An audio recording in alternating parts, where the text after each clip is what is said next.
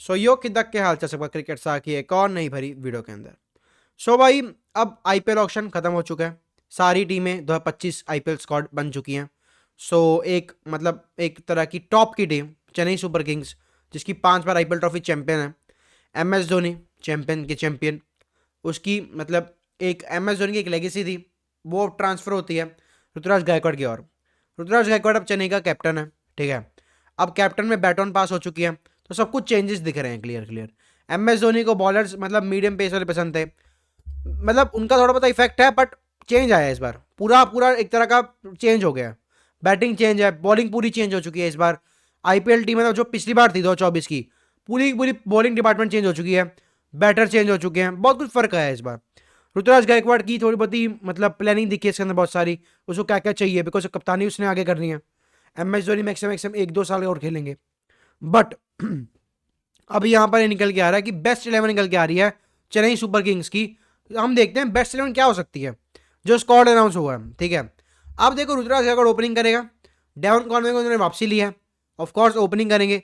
रचिन रविंद्र वापसी ली है, but Devon Conway और इनकी ऋतुराज की जोड़ी ज़्यादा अच्छी चलेगी। रचिन रविंद्रा मेरे ख्याल से बेस्ट 11 के अंदर आएगा नहीं, अभी उसको बाहर रखेंगे। राहुल त्रिपाठी नंबर 3 खेलेगा। तुम्हें पता है राहुल त्रिपाठी केकेआर के नंबर 3 बहुत अच्छा खेला था। सनराइजर हैदराबाद में उसको इतना चांस मिला नहीं, 1-2 मैचेस मिला, बंदे ने परफॉर्म किया, बट यहाँ पर उसको स्पिन पिच में अच्छा खेल लेता बंदा।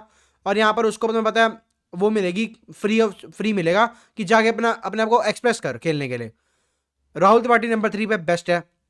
शिवम दुबे नंबर 4, या मतलब अगर स्पिन नहीं हो तो दीपक हुड्डा को ऊपर भेज दो। मतलब नंबर 4-5 कर सकते हैं शिवम दुबे और दीपक हुड्डा को। मतलब 4 पे शिवम दुबे रख लो अभी के लिए, जो पावर हिटर होगा। 5 पे दीपक हुड्डा रख लो अभी। दीपक हुड्डा भी एक पावर हिटर है, तुम्हें ना पता हो तो। पंजाब किंग्स के लिए उसका एक सीजन बहुत अच्छा गया था, शायद 2021 ही था। और 22 में लखनऊ का पहला सीजन अच्छा गया था। 23-24 में, 24 तो बहुत ही बेकार गया, 23 भी थोड़ा बहुत मिड गया, बट 24 बहुत बेकार था। अब 25 में चेन्नई सुपर किंग्स का वो मिला है 3.4, पता नहीं इतने करोड़ में कुछ खरीदा है, मतलब उससे कम में खरीदा है 1.4 में कुछ। बट यहाँ पर दीपक हुड्डा का बेस्ट निकल सकता है चेन्नई सुपर किंग्स के अंदर। मैं पता है चेन्नई सुपर किंग्स कैसी टीम है, चेन्नई सुपर किंग्स में सबका बेस्ट निकलता है वैसे तो। बट यहाँ पर एक्सपीरियंस बैट्समैन के ऊपर तुम्हें पता है चेन्नई जाती है हमेशा, एक्सपीरियंस के ऊपर ही गई है। इंडियन डोमेस्टिक को पकड़ा है तो सबसे अच्छी बात है। राहुल त्रिपाठी दीपक हुड्डा इंटरनेशनल टीम में खेल चुके हैं। इवन दीपक हुड्डा 100 मार चुके हैं इंटरनेशनल में आयरलैंड के अगेंस्ट, बट उसकी फॉर्म डिप होती है, फिर उसको टीम से बाहर हो जाता है। राहुल त्रिपाठी भी वही, उस बंदे ने आखिरी इनिंग जो खेली थी, मेरे साउथ अफ्रीका के अगेंस्ट खेली थी, उस बंदे ने बहुत अच्छी खेली थी। 70 कुछ रन मारे थे, मतलब 35 बॉलों पे, या 35 बॉलों 60 मारे थे, अच्छा मारा था, पता नहीं उस टीम से बाहर होता गया। अब राहुल त्रिपाठी दीपक हुड्डा दोनों आ चुके चेन्नई सुपर किंग्स में, थाला के अंदर, एम एस धोनी के अंदर। तो मेरे ख्याल से तुम्हें पता निखार दिखेगा बहुत सारा।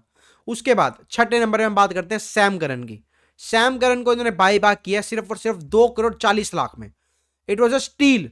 पता नहीं सारे मैनेजमेंट सो रही थी क्या, आरसीबी सो रही थी, मुझे समझ नहीं आ रहा।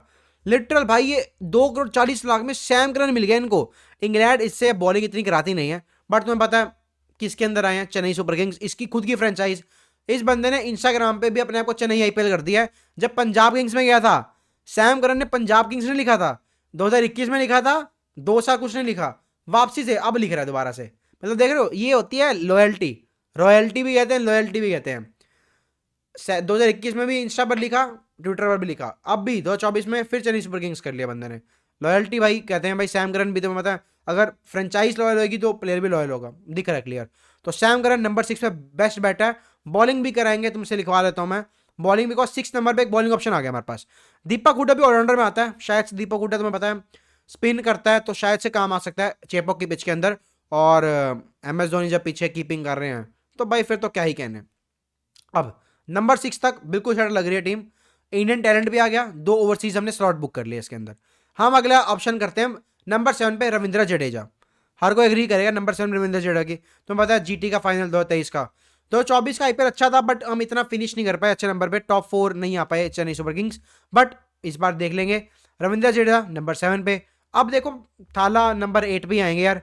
नंबर मैं चाहता हूँ वैसे ऊपर आए खेलने के लिए, बट ऊपर तुम्हें पता है अब तो बैटिंग पैक हो चुकी है। पहले अंबती रायडू था, ऊपर आ सकते थे, बट अब मेरे ख्याल से कोई ऑप्शन बचता नहीं है एमएस धोनी का ऊपर आने का, बिकॉज उन्होंने 2-3 बॉलें के लिए खेलनी है, और 2-3 बॉलें ही बहुत ज़्यादा होती है, मैं मान लेता हूँ। मतलब एम एस धोनी या चेन्नई सुपर किंग्स या पूरे इंडिया में जो भी आईपीएल देखता है, एम एस धोनी के 2-3 छक्के एक मैच में दिख जाते हैं ना, बस उनका दिन बन जाता है भाई। वो 2-3 छक्कों के लिए लिटरल इतनी व्यूअरशिप बढ़ जाती है ना, लिटरल भाई कितना मजा आता है वो 2-3, मतलब बस 2 मिनट की झलक दिख जाए बैटिंग करते वक्त, वही खुश होते हैं लोग। और ये अच्छी बात है भाई, इतनी बड़ी लेगेसी बनाई है, इसके लिए बनाई है। अब आते हैं नंबर 8 के ऊपर। अब इन्होंने बाय किया है, मतलब नंबर 8 तो हो गया अपना MS धोनी साहब। अब नंबर 9 पे अश्विन, तो मतलब अश्विन अन्ना को बाय बैक किया 9 करोड़ 25 लाख दे के, पता नहीं 25 पता नहीं 45 लाख दे के। अब 9 करोड़ 45 लाख दे के तुम बोलोगे बाहर बैठ जाओ, ये तो ऑफकोर्स नहीं होने वाला। अश्विन अन्ना, MS धोनी, जडेजा ट्रायो दोबारा से दिखेगा 2014 मेरे ख्याल से बाद, मतलब इतने सालों बाद वापसी आ रहा ट्रायो, 10 साल हो गए पूरा, एक डिकेड बीत गया, 1 साल मतलब डिकेड चला गया। अब तीनों की वापसी हो रही दोबारा लगातार। MS धोनी पीछे कीपिंग करेंगे, जडेजा अश्विन दोनों बॉलिंग करेंगे, कितना मतलब ट्रीट होगा वॉच करने के लिए भाई। इधर कर बॉलिंग उधर कर बॉलिंग भाई, नेक्स्ट रन मजा आने वाला है, मतलब उनकी स्टंप माइक में भी। और ये अब तक के 9 मेंबर स्क्वाड है, ठीक है। उसके बाद हम आते हैं 10वें पे, हमारे मलिंगा साहब, बेबी मलिंगा साहब हमारे, मतीशा पटियाना। इसकी तो कोई नो डाउट है भाई, डेथ ओवर स्पेशलिस्ट, मतलब मिडिल ओवर स्पेशलिस्ट, जो मर्जी कह रहे इस बंदे को। पतिराना नंबर, मतलब अपना 10th नंबर पे आ गया पतिराना, डेथ ओवर स्पेशलिस्ट है बंदा। अब स्टार्टिंग इनको देखनी पड़ेगी, ये स्टार्ट कौन करेंगे, मतलब इनको वो देख रहे हैं मेन के लिए। अभी एक तो मैं बताता हूँ क्या दिक्कत आ रही। नूर अहमद, अब 10 करोड़ तुमने एक बंदे को दी हैं, 10 करोड़ अगर तुम एक बंदे को दे रहे हो तो वो पक्का 11 के अंदर होगा, मेन 11 के अंदर। अब रविंद्र जडेजा, रवि अश्विन, नूर अहमद, 3 स्पिनर हो गए तुम्हारे पास पहले ऑलरेडी, 3 स्पिन ऑलरेडी हो चुके हैं तुम्हारे पास। अब तुम देखो, मतलब इतना पैसा दिया तुमने नूर अहमद को, पक्का पक्का पक्का खेलेगा, चेपो के अंदर पक्का ही खेलेगा। गुजरात के लिए तो हर मैच हर जगह खेला था बंदा, जब जब परफॉर्मेंस जब जब जगह मिली परफॉर्मेंस की बंदे ने, तो मेरे ख्याल से नूर अहमद भी खेलेगा। ये हो गए तुम्हारे 11 प्लेयर। 11 प्लेयर्स में तुम्हारा पेसर है कौन, सिर्फ और सिर्फ पथिराना, तुम्हारे पास सिर्फ और सिर्फ पथिराना पेसर के नाम पे है। और सैम करन अभी वैसे इंग्लैंड बॉलिंग कराता नहीं है, पर पथिराना के ऊपर इतना जोर पाना मेरे ख्याल से थोड़ा ज्यादा हो जाएगा यार, ठीक है। अब शिवम दुबे यहां पे काम आएगा, यहां पर सैम करन काम पे आएगा, बट यहां पर इंपैक्ट प्लेयर पे इन्होंने खलील अहमद रखा है बेस्ट 11 के अंदर।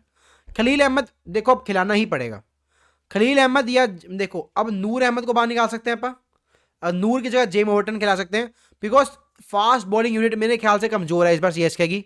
सीधी बात मैं बताऊं, पिछली बार से तो दीपक चार ओपनिंग स्मेल वाला था, इस बार ओपनिंग स्मेल कौन करेगा, मैं तो ये सोच रहा हूं। ओपनिंग स्मेल के लिए चेन्नई के पास बॉलर नहीं है, तुम खुद फोकस करना।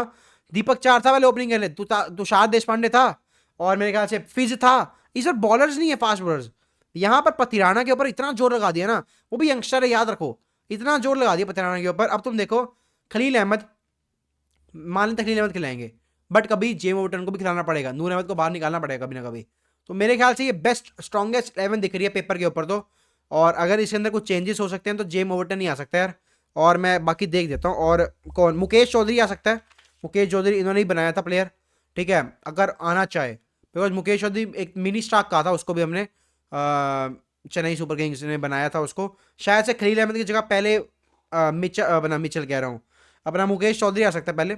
अंशुल कम्बोज इन्होंने लिया है पैसा देके, बट मेरे ख्याल से अभी मुकेश चौधरी पर इन्वेस्टमेंट किए इन लोगों ने पहले, तो उसके ऊपर जाएंगे, अंशुल कम्बोज को बनाएंगे पहले, फिर शायद से उतारेंगे इसी, मतलब स्ट्रॉन्गेस्ट 11 तो नहीं, मतलब बीच में उतार सकते हैं लोग। तुम लोग बताना तुम्हारी क्या राय है इस टीम को, कि तुम कितनी रेटिंग दोगे यार। ये ऑन पेपर मेरे ख्याल से मतलब 8 या 8.5 तक रेटिंग दे सकते हैं, बिकॉज ये टीम लग रही है भाई। बट इनको एक बार बॉलिंग में फोकस करना पड़ेगा, फास्ट बॉलिंग ऑप्शन में। स्पिन तो खतरनाक है भाई, फास्ट बॉलिंग देखनी पड़ेगी भाई, फास्ट बॉलिंग इनको जरूरत है, सीधी बात है। तुम लोग बताना तुम लोग कितनी रेटिंग दोगे, तुम बताना फास्ट बॉलिंग की जरूरत है नहीं है। मतेशा पतिराना के ऊपर ज्यादा मतलब दबाव पड़ा हुआ है मेरे ख्याल से तो। ठीक है, टाटा बाय बाय, जय हिंद।